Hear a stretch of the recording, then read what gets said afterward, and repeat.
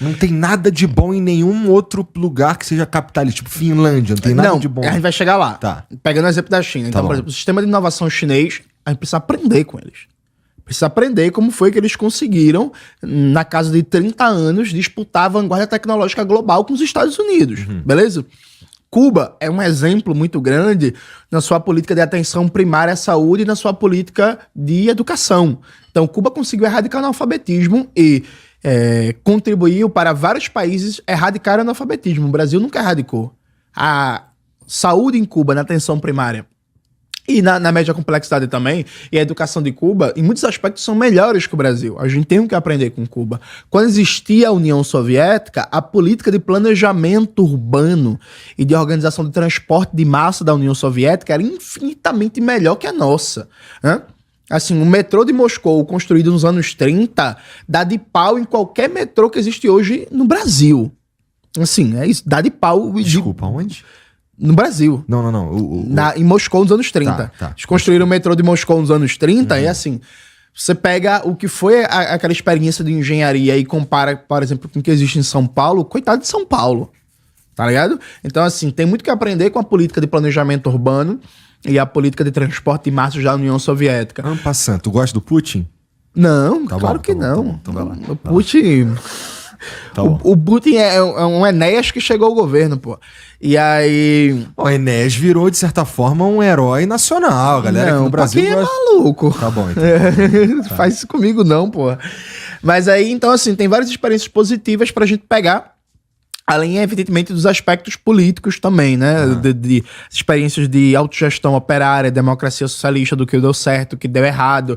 Teve coisas que deram errado, por exemplo, na União Soviética, que a gente não pode repetir, como a certa militarização das ciências sociais, uma ideia de fazer de debates teóricos questão de direção do Estado. O Estado decidir quem tá certo na controvérsia da sociologia. Enfim, coisas que não podem ser repetidas. Tem também experiências de países capitalistas que a gente tem que aprender. Acabei de citar o exemplo da Índia. A política da Índia para o seu complexo econômico e industrial da saúde é uma política que eu acho que a gente tem o que aprender, que a gente tem o que observar ali. E do mesmo jeito que tu citou a Finlândia, por exemplo, do ponto de vista educacional, a Finlândia também é um exemplo muito positivo para a gente aprender. Só que tudo isso absorvendo essa experiência para pensar a realidade brasileira. Acho que nós comunistas, nós somos internacionalistas. Então nós lutamos pelo fim do capitalismo no âmbito global. Nós temos solidariedade às lutas da classe trabalhadora no mundo inteiro. Por exemplo, nesse momento, a gente está sempre em ações, em atos, em campanha, em denúncia, em solidariedade ao povo palestino contra o genocídio que Israel está praticando lá em Gaza. Agora, o fato de nós sermos internacionalistas não nega que nossa maior prioridade, nossa maior contribuição à Revolução Mundial é fazer a Revolução Brasileira. A maior contribuição que um comunista no Brasil pode dar para a derrubada global do capitalismo é derrubar o capitalismo no seu país e começar um processo de construção de uma outra sociedade. Tá. Deixa eu te perguntar uma outra coisa que tem a ver com... Bom, tu é um comunista e você está falando muito de como deveria ser o governo, como deveria ser o Estado, com a abolição, tipo uma revolução brasileira e tudo mais.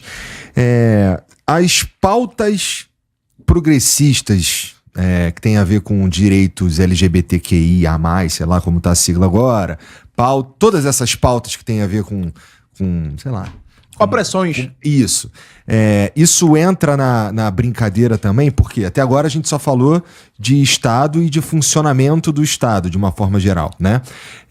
Mas a gente... Bom, um dos chavões que se usa vai pra Cuba, então, lá onde o Fidel Castro mandava fuzilar gay. Vai então, vai lá pra Gaza, então, onde os caras, sei lá, oprimem as mulheres, ou qualquer coisa assim.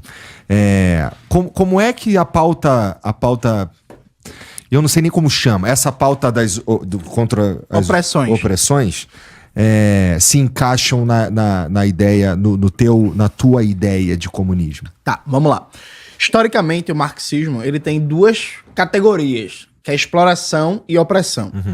Exploração é uma categoria que diz respeito ao processo de produção, de extração de mais valor, de riqueza, né? Aquele processo na fábrica, na empresa, de exploração da classe trabalhadora. E opressão é uma categoria que diz respeito a setores da população, da classe trabalhadora, tem marcadores sociais. E a partir desses marcadores sociais é colocado uma inferioridade social simbólica que tem consequências econômicas e políticas. Vamos dar exemplos aqui concretos. No Brasil, historicamente, dado o processo de formação da sociedade colonial para uma sociedade capitalista, a mulher estava num lugar subalterno na sociedade colonial e se mantém num lugar subalterno na sociedade capitalista. Mas o capitalismo ele precisa de trabalhadores para funcionar. Só que os trabalhadores não nascem em árvore, né? Deus não tá mais lá no Jardim do Éden criando gente. O comunismo precisa de trabalhadores também. Então, também, mas a lógica é diferente. O capitalismo precisa de trabalhadores. Como é que se cria os trabalhadores? Você tem os filhos, alguém precisa cuidar dos filhos, criar, vestir, educar, alimentar, dar vacina, fazer não sei o que, para garantir a reprodução biológica e social dessa força de trabalho. Quem é que faz essa função? Ela poderia ser coletiva. O cuidado das crianças poderia ser uma função de toda a sociedade coletivizada. No capitalismo, essa função é privatizada para a família. Só que na família existe uma divisão sexual do trabalho em que a dinâmica patriarcal coloca que é obrigação única ou principalmente da mulher as tarefas domésticas e o cuidado com as crianças. É verdade, não dá pra dizer que não é verdade, não dá pra dizer que não é assim que funciona, mas não tem também um contexto até humano de como a gente faz as coisas desde sempre. E assim, eu não tô dizendo que não existe patriarcado, não é isso que eu tô dizendo. O que eu tô dizendo é que é natural, ou me parece, posso estar falando uma puta burrice, mas se olha pra natureza de uma forma geral, é com as mães que as crianças se criam, não é? Tá. E assim, quando a gente tava nas cavernas, supõe-se que era assim. Tá, eu poderia responder isso de duas formas. Poderia citar uma porrada de exemplos históricos em que não era assim, que a sociedade era matriarcal, que as mulheres lideravam, inclusive tinham funções de chefiamento político e de guerra. Mas vamos dar um exemplo mais simples. Veja, eu tenho 2 sobrinhos, Tá. né? Eu não tenho sobrinhas, né? Ainda. Mas, olhando na criação dos meus sobrinhos, um sobrinho meu tem 5 anos. Ele não aprendeu ainda a lavar os pratos. Não, eu não nego, não tô... Não, mas repare como é que isso vai sendo criado. O processo de cuidado, não imagine só cuidado como amamentar, não.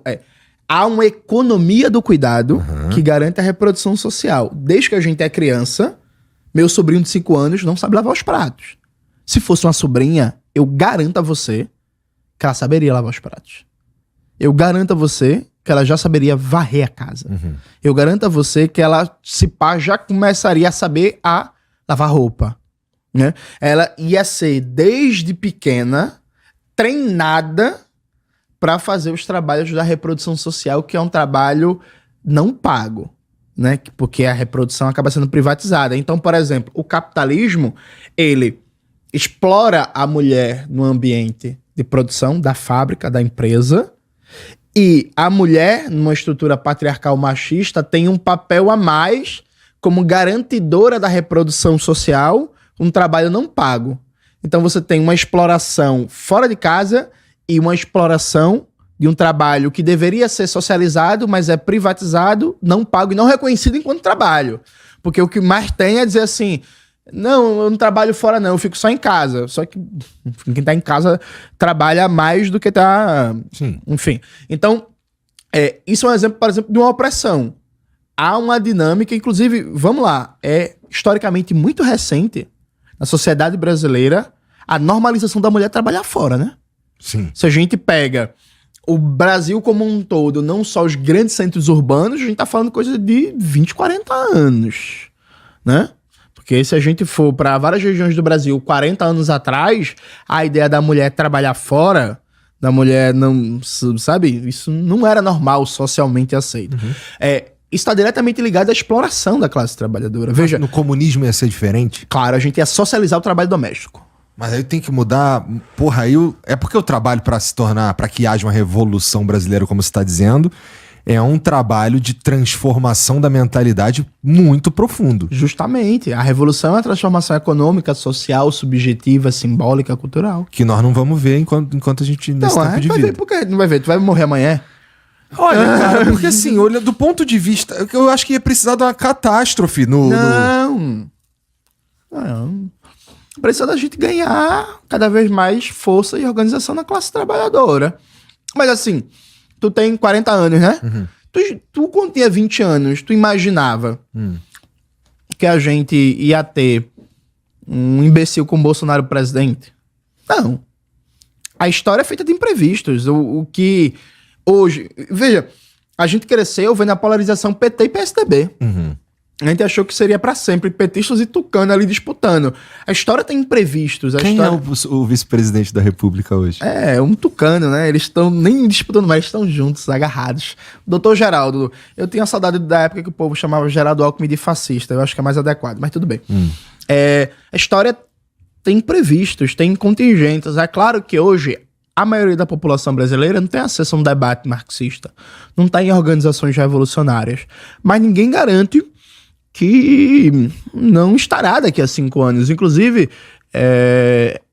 há 10 anos atrás... 10 anos não é muito, porque a internet era pouco socializada no Brasil. Mas há 5 anos atrás, era quase impossível alguém falar assim, pô, vai ter um comunista que vai ter mais de 1 milhão de seguidores nas redes sociais, vai rodar o Brasil, vai dar entrevista por todo canto, porque o comunismo vai voltar a ser popular para setores da classe trabalhadora brasileira. Há 5 anos atrás, se alguém falasse que eu existiria, tu ia dizer assim, não, pô, comunismo, esse negócio saiu de moda,